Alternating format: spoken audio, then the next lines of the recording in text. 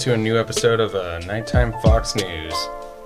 So this time we're gonna break away from Marx, gonna break away from anti-imperialism. We're gonna get right into economic planning today. And everyone, economic planning might be the way to go this time, or it might have been able to be the way to go for a long time. The thing I'm about to talk about is not over 50 years old, but almost 50 years old now. Like going on like 50 years from 49 years. So, I'll tell you why. This thing called Cybersyn, this thing that was being developed in Chile, used once, and it ended up working like, well, you know, I'll get into what the word working really, means when it comes to stuff like this, but it more or less did the job the way it was supposed to. And it was this program that this guy Stafford developed, and he created these things called viable systems. And these viable systems would be able to get things where they needed to go, so to speak. It would control environments, basically. Let's just say he was a really smart guy for now. I'll get into it. But yeah, everyone talks about how socialism hasn't worked because of planned economies and how inefficient they were, and they'll always say things like, well, a planned economy will never match like a market economy when it comes to like production and stuff, and like increase in production stuff, like, oh, your GDP wasn't like as high this year, and it's like, well, maybe it didn't have to be, because there's other things to consider when it comes to economic shit. But the whole point of a planned economy is that production goes where it needs to go, instead of just being production and then the commodities go into circulation. No, there isn't commodities here. At least what is planned isn't a commodity. It's set up for a plan, and it's set up to be used, not exchanged. But yeah, this guy Stafford, he got hooked up with the president of Chile, Salvador Allende. Yes, like the Salvador Allende I talked about in the other video. And Allende thought it was a really good idea, the whole Cybersyn or viable systems model thing. He was all over it. And it turns out he understood it more than most people could, because he was at least a medical doctor. I'm not exactly sure what kind of doctor he was, or if he had kind of a specialty or anything, but he was at the very least a medical doctor, and he claimed to understand Beer's viable systems model and the different systems that were in it. He basically knew what they represented. He drew many parallels to the model and the human nervous system. It was kind of profound for the time. But yeah, the system had like an adaptive nature. It, in theory, had greater potential for accuracy than like what was going on in the former Soviet Union, or not former at the time, the current, whatever you would call it, the then Soviet Union and China, considering they only had their people trying to plan their economies. This program was inspired by Norbert Wiener, a mathematician, professor of mathematics at MIT, and a philosopher. In 1948, he wrote a book called Cybernetics. I think it was on control and communication in the animal and the machine. Here he mapped out a model that could usefully manage things. Of course, it wasn't a system that could understand, and nor was Cybersyn. It was a system that could theoretically pick up on patterns, though, find the most probable contingencies or whatever, and predict, so people could then control whatever system they were dealing with. Here's a quote from Wiener's book, the On Control and Communication thing. Not only must the numerical data be inserted at the beginning, but also all the rules for combining them in the form of instructions covering every situation which may arise in the course of the computation. And that's page 118. From this work on cybernetics came Beer's Cybersyn, which was supposedly able to plan an economy if telex machines were installed in every firm involved.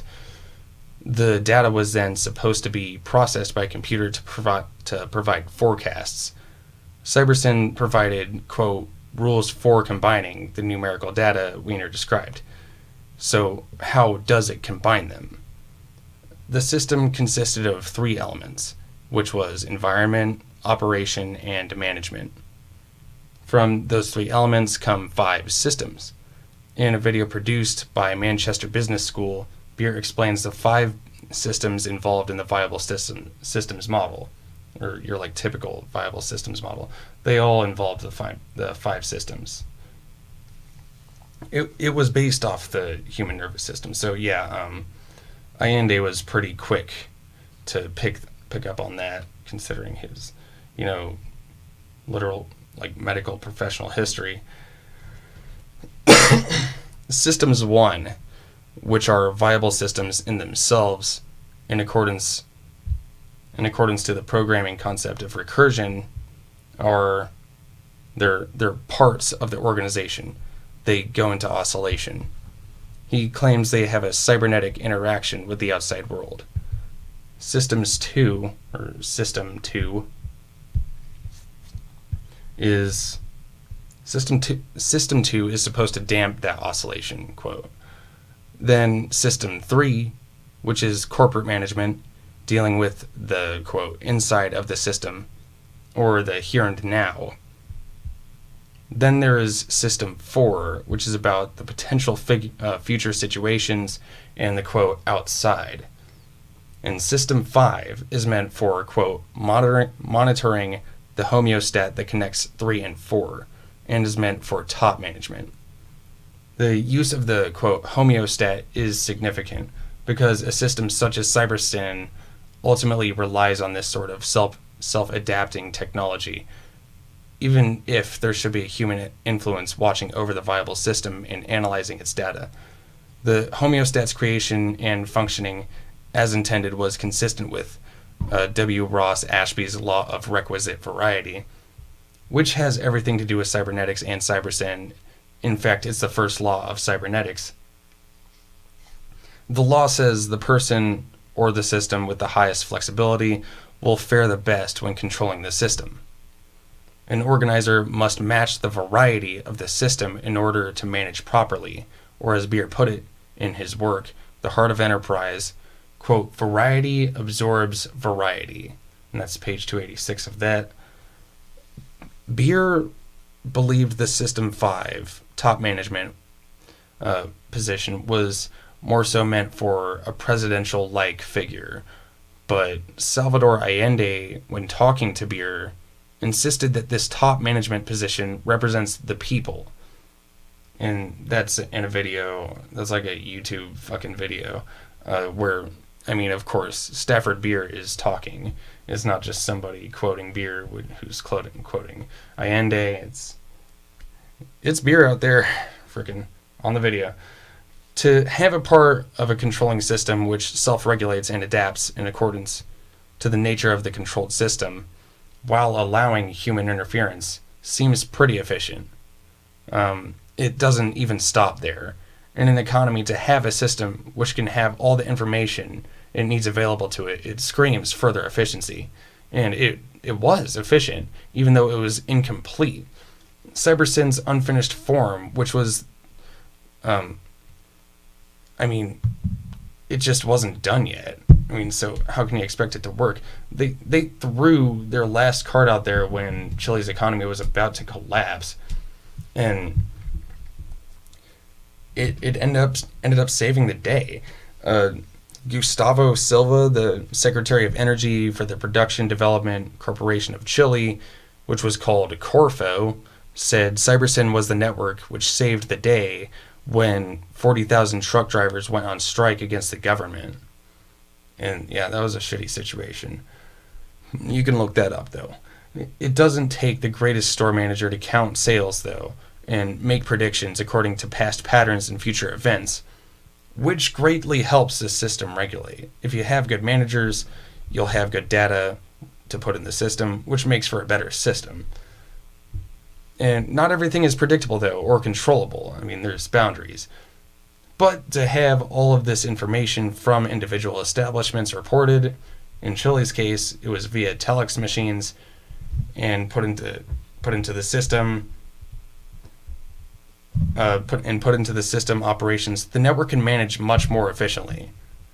It can turn into a very efficient kind of body. It's not perfect, and nothing ever is, but there's a point to reach where it's going to be much more efficient at getting things where they need to go than a market.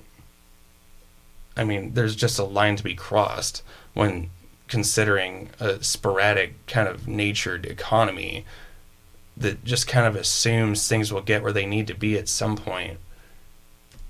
I mean, you can't really trust that. I mean, it's just not the best way at a certain point, and I'm pretty sure we've reached that point. And I honestly don't care if a bunch of billionaires get pissed hearing that. 'Cause fuck them, I guess. They just don't make the most money off of that kind of shit, especially if the planned economy is not planned for them. You know, they basically plan the economy for themselves right now. They just don't want to admit a planned economy is the way to go. But yeah.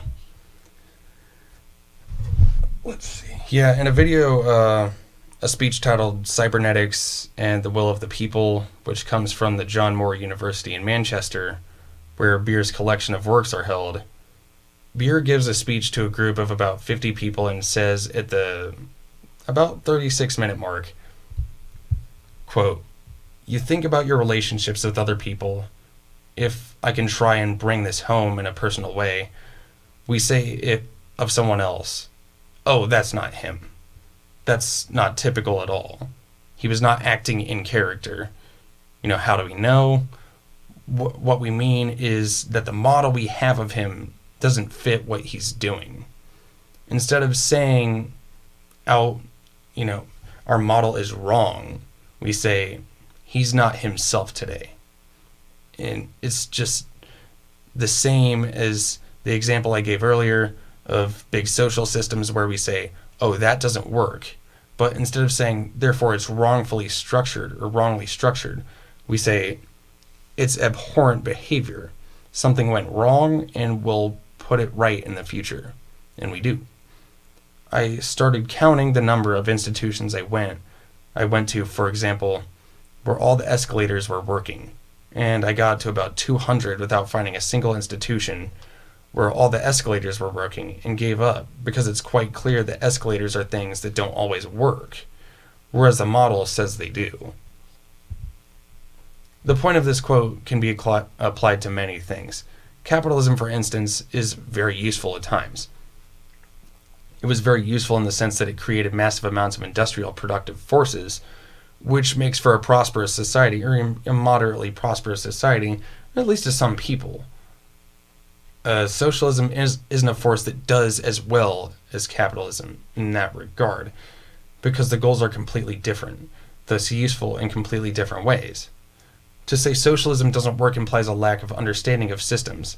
It implies a system is or isn't one thing when it can or cannot be an infinite amount of things. A broken clock is useful twice a day.